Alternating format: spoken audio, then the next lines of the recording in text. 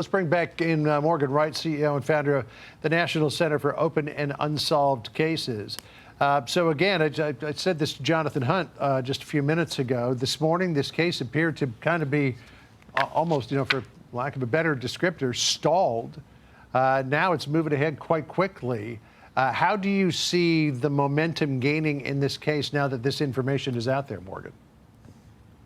Yeah, we've gone from 0 to 100, in about a second. So this would have won, any most drag race out there. So, and it's good. The other thing, though, too, it's good because it gets the public back engaged again into this, and it raises the awareness, right? As you know, too, in the news cycle, once you get to a point where you're repeating the same thing, people lose interest. But now that we've got something new, they can now focus their attention. And the other thing, too, is there may be people that weren't following this or may have dropped off that now with this new piece of information will be able to make a link between, oh, I saw this and I get this.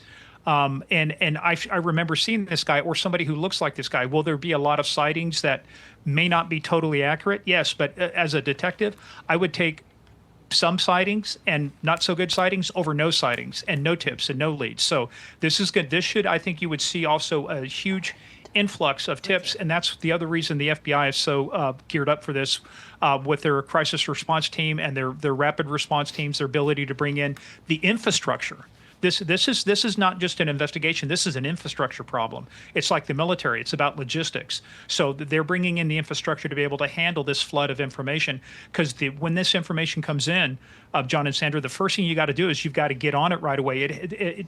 Leads have time value. So the faster that we can get into it, right now, if we know it, guess what? The person who did this knows this too. So they may be taking actions to cover their tracks, to get rid of evidence, to do things. And so that's the other reason why time is so critical in this, is that if we know it, chances are he knows it or one of his partners knows it, and they're going to be taking steps to mitigate their risk. So, and this is huge. And the other thing they'll be doing too, like I said, I know we've said this, but it's all of the other data, the forensic analysis of the shoes and the pants and the shirt and the backpack and the ski mask, and looking for who made all of those things.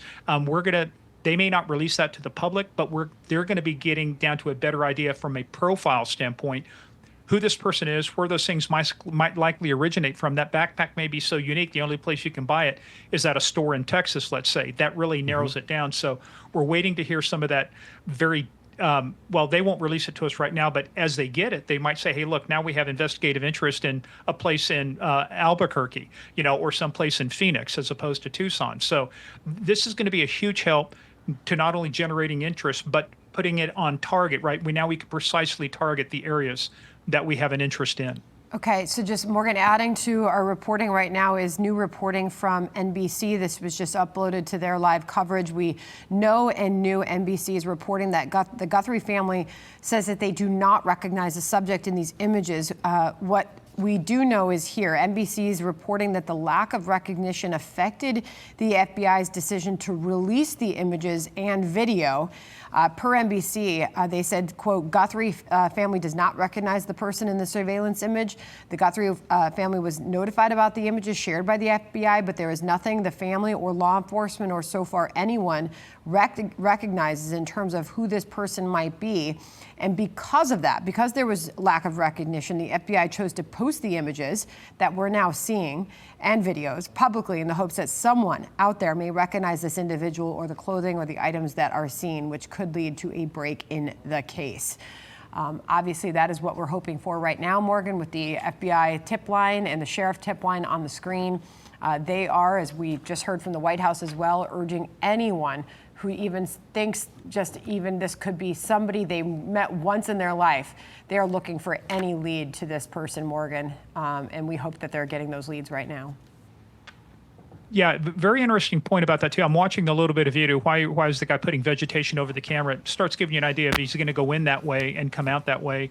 And the other thing, to your point too, about not recognizing why this goes back to, was this pre-planned?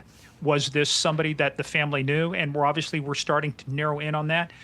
I would go, one of the biggest things is going to be it would be highly coincidental that this is the first house that this person hit that night. And how did they get there? What was the mode of travel? Did they park somewhere and walk a great distance to cloak their movements? So where this vehicle is parked, how they got there, and was this going to be the first of many houses being hit? And then it goes back to why this house. And I don't want to say that it's less and less likely that it was targeted. I mean, I know some of the folks, the other guests, have their opinions. I look at this and I go, if it was targeted and that's really what I wanted to do, I wouldn't waste 20 minutes out front. I'd be in. I would have had a way in. I'd acquire my target, and I'd be out. I mean, you don't want to spend too much time on the X again. So.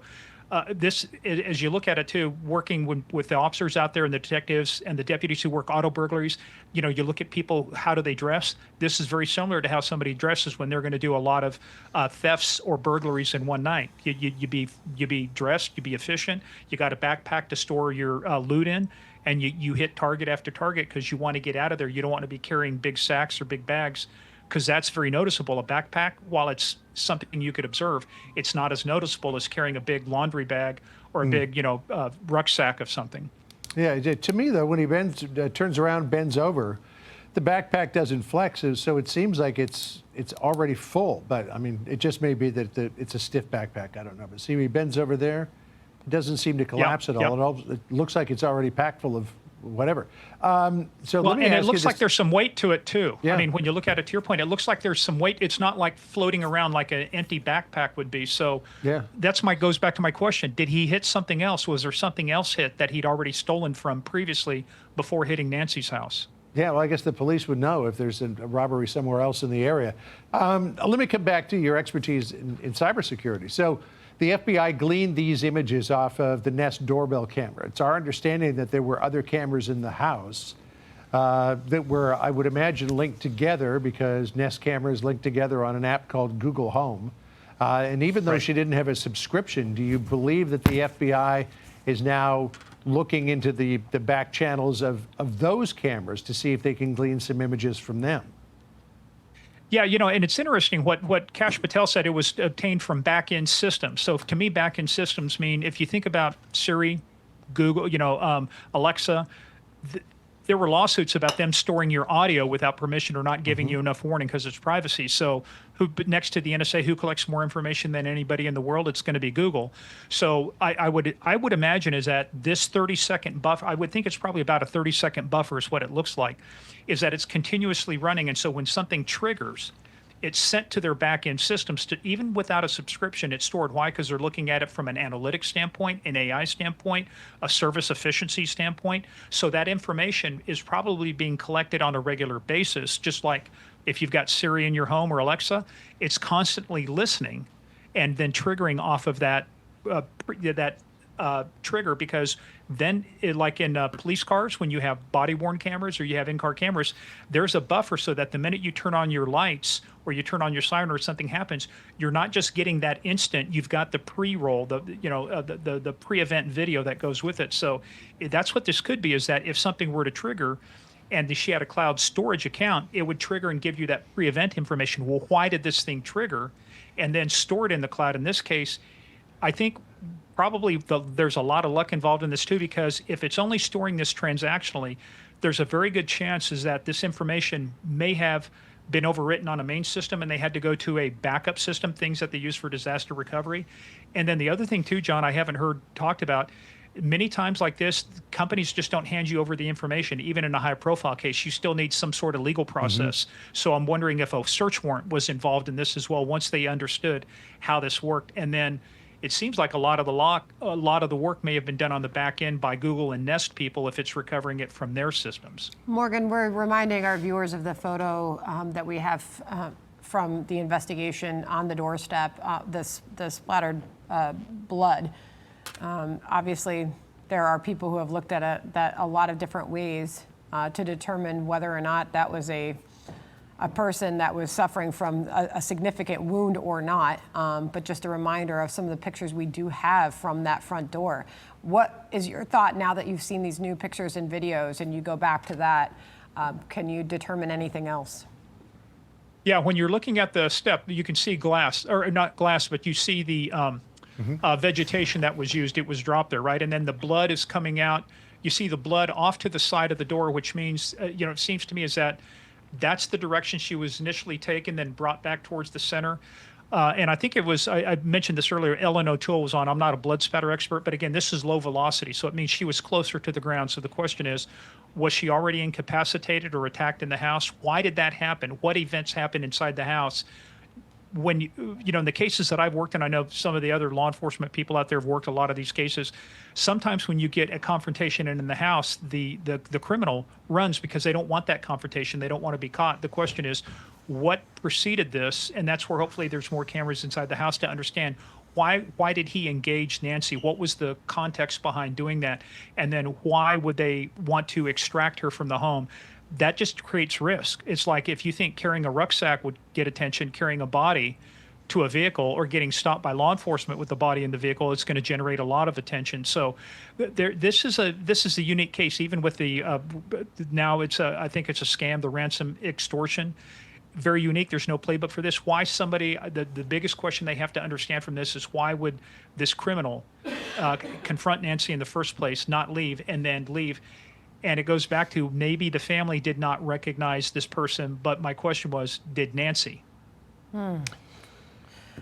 That's a lot. Well, yeah, I mean, difficult to recognize with that ski mask on, but you know, there should be audio along with this as well, which is it's unusual that we just have the video and not the audio, unless the archive system for these small clips does not include the audio. But those cameras all have microphones on them, so I wonder if there's audio out there somewhere. So.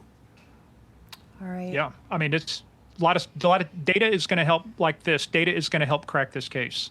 Morgan, thank you very much for Thanks, sharing Morgan. your expertise on this. Hey, Sean Hannity here. Hey, click here to subscribe to Fox News YouTube page and catch our hottest interviews and most compelling analysis. You will not get it anywhere else.